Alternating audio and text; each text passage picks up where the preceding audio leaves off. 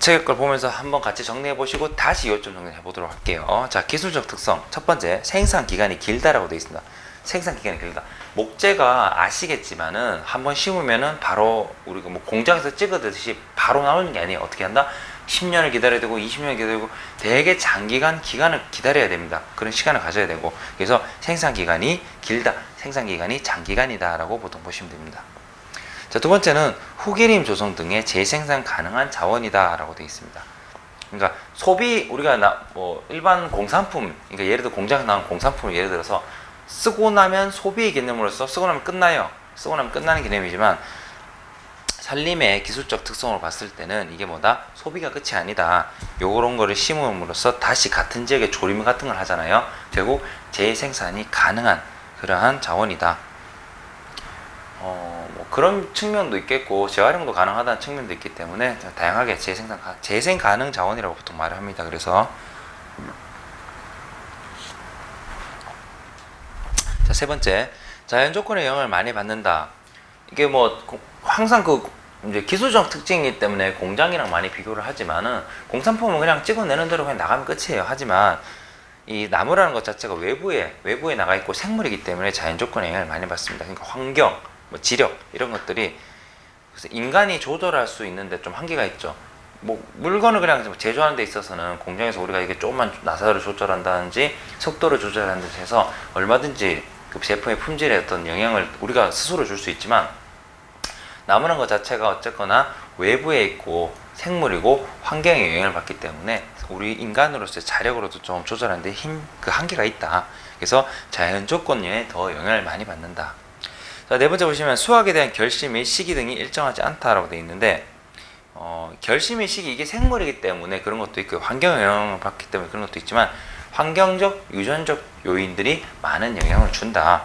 그래서 우리가 결실 이런 것들을 하는 데서 시기가 정확하지 않다, 일정하지 않다.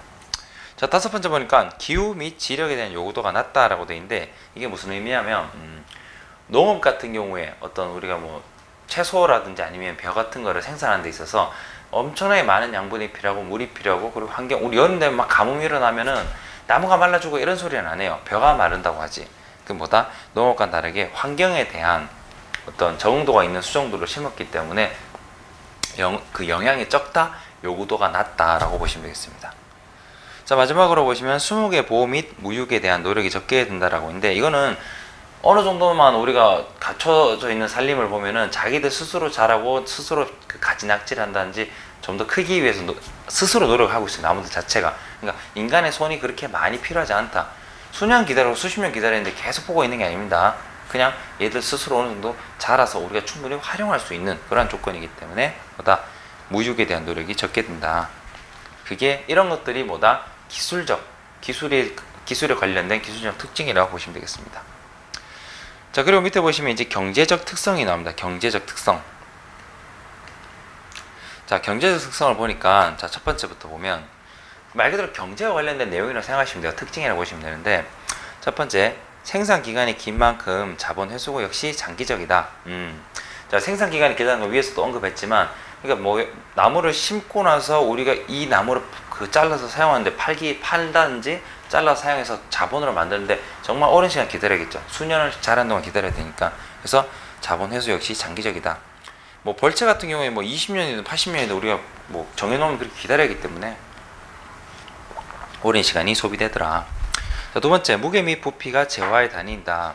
자, 이건 무슨 의미하면 나무 자체가 어쨌거나 부피를 가지고 있고 어떤 면적을 가지고 있어요. 예를 들어 잘라서 사용할 때 당연히 크면 클수록 나올 수 있는 생산량이 많아지기 때문에 이것들이 곧 부피와 재화가 되는 것이고, 또한 목재 가격의 대부분이 사실은 운반비가 많이 차지하고 있습니다. 대부분이 운반비라고 해도 과언일 정도로 많이 차지하는데, 그러면 부피가 너무 많이 크다, 운반하는데 비용이 많이 들어간다, 이 나무 가격이 올라갈 수밖에 없어요. 왜냐하면 운반비가 대부분인데 기술적으로 혹은 운반을 위한 장비 같은 거 이런 것들이 많이 필요하게 되면 올라갈 수밖에 없습니다. 그래서 무게 및 부피가 재화의 단위인 겁니다. 자, 그리고 세 번째 보시면은 자본 및 수확물을 명확하게 구분되어 있지 않다라고 되어 있어요. 자, 일반 산업처럼 우리가 뭐 공장에서 만들어서 생산물이 뚝뚝 튀어나온다, 이거 넣으면 이게 나와, 이렇게 답이 정해져 있는 게 아니죠. 답이 정해져 있는 게 아니기 때문에 우리가 뭘 투자했지만 뭐가 그러니까 나무가 나올 수도 있겠지. 나무라는 게 뭐 당연한 거죠. 그 외에도 다른 부산물들이 많기 때문에 이게 어떤 식으로 활용된다? 이게 정해지는 게 아니에요. 일단 키우고 보는 거지. 이거를 우리가 심을 때부터 난 이걸 목재로 만들어야지 이런 사람 없습니다. 하다 보면 이게 연료제가 될 수도 있고 톱밥이 될 수도 있는 거고, 아니면 뭐 그 실험을 위한 실험제가 될 수 있는 거기 때문에 명확하게 구분되어 있지는 않다. 자, 그리고 네 번째 보면 산림 경영 특성상 대규모 경영이 알맞다. 나무란 것 자체가 심어놓고 우리가 소규모에 달랑 몇 그루 심어놓고 기다려봤자 이건 돈도 안 돼요. 무조건 활용을 위해서는 크게 해야 되는데 실질적으로 우리나라에서는 좀 어렵죠. 이게 외국에서 좀 많이 통용되고 있는 내용이다.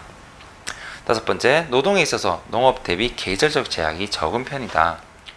농업 같은 경우에는 뭐 벼도 말했지만은 뭐 일반 작물도 그렇고 계절적 영향을 많이 받지만, 나무 같은 경우, 산림 같은 경우에는 당연히 그 봄, 여름, 가을, 겨울 어느 것도 상관없이 자기가 거기 이미 적응한 수종이다 보니까 다 버티면서 지나가요. 수십 년 동안 잘 자라고 있습니다, 애들은. 그래서 계절적 영향을 조금 적게 받는다. 여섯 번째, 임업 생산 방식은 자금과 노력이 적게 들어서 조방적인 편이다 라고 되어 있는데, 조방적이라는 거는 말 그대로 뭐 방치한다라고 생각하셔도 돼요. 방치라는 단어랑 같이 보셔도 됩니다. 살림에선 신경을 적게 쓰는 것을 조방적이라는 건데, 생산 방식 자체가 일단은 내가 초기에 투자해서 심어놓고 나면은 중간에는 그렇게까지 많은 비용이라든지 신경 안 써도 된다. 그래서 조방적이라는 단어를 쓰고 있습니다. 일곱 번째, 국민의 편의를 위한 공공적 이익이 매우 큰 편이다. 나무 자체가 항상 우리가 말하죠. 공익적 기능이 있다. 뭐 미관적으로 좋다. 수원 함량 기능이 있다. 인간에게 어떤 뭐 정서적으로 어떤 양호한 좋은 작용을 준다든지 이런 것들 공공적 이익이 매우 큰 편이다.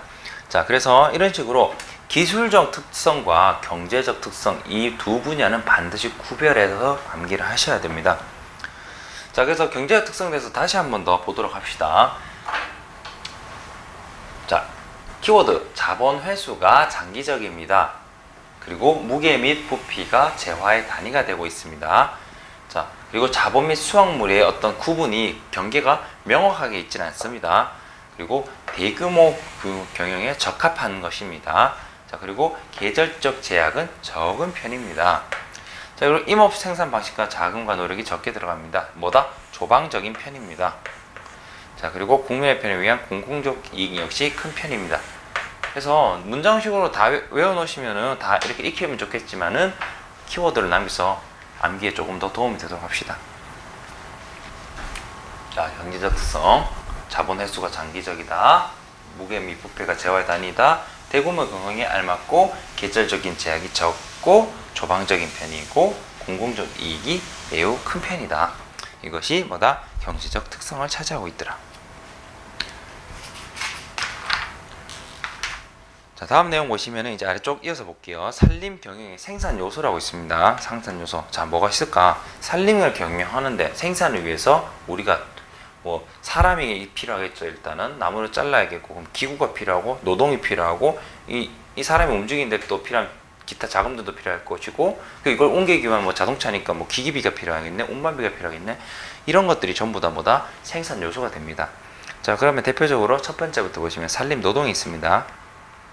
국내의 산림 면적이 높음에도 국민에게 많은 노동의 기회가 제공되지 않는 게 일단 특징인데, 그것은 임업이 자본 집약적인 산업이면서 노동 조방적인 산업이기 때문에 그러한 특징을 가진다.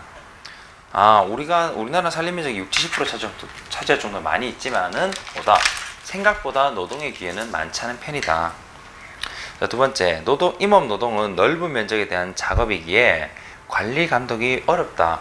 그러니까 우리가 보통 뭐 헥타르 단위 하면은 한 사람이 저기서 저까지 가서 일하다 보면 이제 나중에 보이지도 않습니다. 그래서 관리 감독이 어려울 수밖에 없는 거고요. 그리고 그 산까지 이동하는데 이동 시간이 많이 걸리기 때문에 실제로 우리가 할 수 있는 작업 시간이 매우 짧다. 자, 만약에 우리가 관리하려고 하는 곳이 임도 바로 옆이다. 그러면은 이제 그냥 차 타고 가가지고 옆에 내려서 이렇게 일을 하니까 이동 시간이 적게 되겠죠. 하지만 대체적으로 봤을 때 산림 안쪽에 우리가 작업을 위해서 이동을 하게 되면은 당연히 사람 다리를 쓸 수밖에 없어요. 그러다 보니까 모든 지역이 그렇게 길 옆에 있는 게 아니에요. 대부분은 산 안쪽에 있다 생각하시면 돼요. 그래서 그만큼 시간이 매우 오래 걸린다. 이동에만. 그러니까 일하는 시간 자체는 우리가 어쨌거나 밤이 되면 야간에 위험하기 때문에 산안이니까 안전을 위해서 당연히 일할 수 있는 시간은 몇 시간 되지 않습니다. 매우 짧다. 자, 그렇기에 단위 면적당 노동량은 유사 작업인 노동에 비해서 상대적으로 적을 수밖에 없다. 노동에 비해서 적다. 자, 세 번째 보면 이제 밑에 이러한 산림 노동의 능률을 상승시키기 위해서는 어떤 방법이 있을까? 자, 그래서 우리가 또 정리를 해봅시다. 자, 책을 먼저 보겠습니다. 노동기구 및 장비를 개량을 하겠다. 사람이 어쨌거나 사람이 할 수 있는 일은 그 사람이 가진 힘 때문에 한계가 있기 때문에 장비를 통해서 뭐다? 좀 더 효율을 높이자. 작업의 공동화 및 능률화. 작업을 좀 더 적절하게 사람, 이게 너무 뭐 한쪽으로 쏠리거나 이런 게 아니라 적시적소하게 인류를 쓸 수 있도록 잘 분류를 하자. 공동화하고 능률을 하자. 자, 그리고 노동 배분의 합리화. 같이 가는 개념을 보시면 되겠고. 자, 그리고 효율적 작업노의 설치. 아까도 말했지만 우리가 이동하는데 대부분의 시간을 쓴다. 그래서 작업노라든지 그 이동을 할 수 있는 길을 좀 더 효율적으로 그리고 안전하게 닦아 놓으면은 당연히 능률을 올릴 수 있겠다. 자, 그리고 전문 산림 작업단을 구성한다. 자, 이것은 그 관련된 사람들의 어떤 전문성을 키워놓으면 이 사람들은 능숙해요. 그래서 처음 하는 사람들보다 당연히 더 빠를 수밖에 없습니다. 그래서 전문 작업단이 필요하다. 자, 그리고 작업자의 합숙소 및 운영 및 관리. 자기 집이 만약에 여기서 뭐 50km 떨어져 있어요. 하지만 근처에 합숙소, 기숙사, 생활이 가능한 곳을 어느 정도 좀 배치해 놓으면은 당연히 이동 기간이 짧아지니까 그만큼 일이 능률이 올라가겠죠. 자, 그리고 마지막 휴양 및 의료 시설의 구비를 통해서 안전을 좀 높여놓자. 자, 이런 것들이 산림 노동의 능률을 향상시킬 수 있는 방법입니다. 자, 다시 한 번 더 정리해 봅시다. 산림 노동의 어떤 능률을, 효율을 높이기 위해서는 어떤 것들이 가장 좋은가, 어떤 것들이 있을까? 자, 일단 장비의 개량, 그리고 작업의 공동화, 노동의 어떤 합리화, 배분의 합리화, 그리고 효율적인 작업로, 전문 작업 집단, 그리고 숙소의 운영, 휴양 및 의료시설의 구비. 자, 이런 식으로 다시 볼 수 있겠다.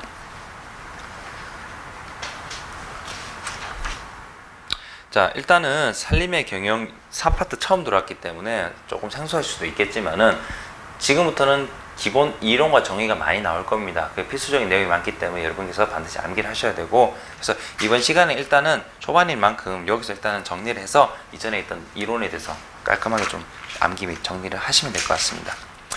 자, 다음 시간에는 그래서 이어가지고 뭘 한다? 이제 산림의 경영 요소에 대해서 여러 가지가 있을 건데, 임지, 뭐 자본 장비도 등에 대해서 함께 또 학습을 해보겠습니다.